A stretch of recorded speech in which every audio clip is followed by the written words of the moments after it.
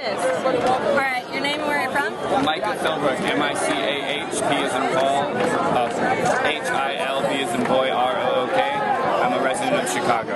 Hey, and why are you here tonight? I'm here on this anti-capitalism march to protest against the encroachment of the state, which I see is the inevitable destruction of humanity. Okay, and then what do you hope that the protest tonight and the one that's planned for tomorrow is going to accomplish? I hope that the protests that are happening this weekend around the NATO summit serve to wake up a large portion of our society that doesn't understand what NATO is about. NATO, as an organization, has no more mandate. They were created to battle the Cold War, which is done.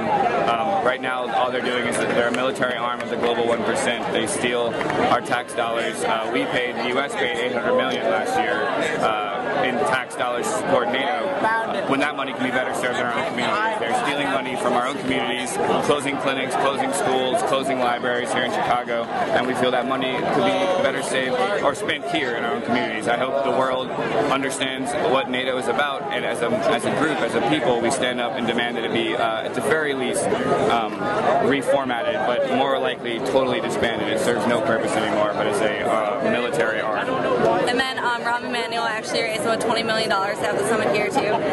Yes, Rahm Emanuel has he's getting federal money, and he's getting the corporations that are sponsoring it as well. Corporations like Boeing have raised over $55 million to have it here.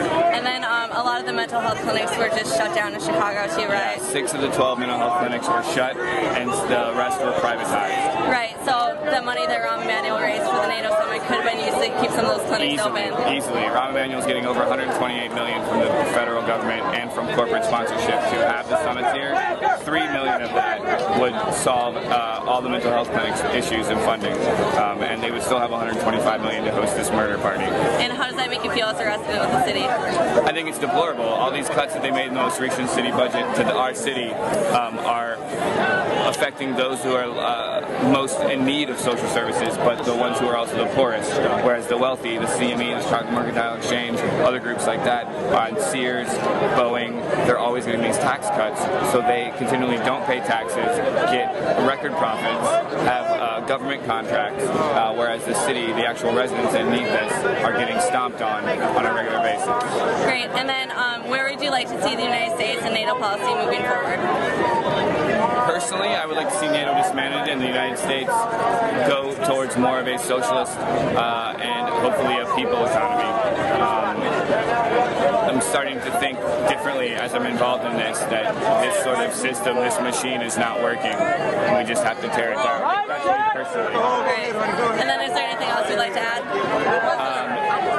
If you're watching this and NATO's still going on, come down and protest. Your word and your voice is as powerful as ours. If you're watching this is past NATO, look it up, see what NATO is. We need to get people active because silence is complicit, and we're as responsible for the murder and the wars and the devastation that NATO causes if we don't stand up.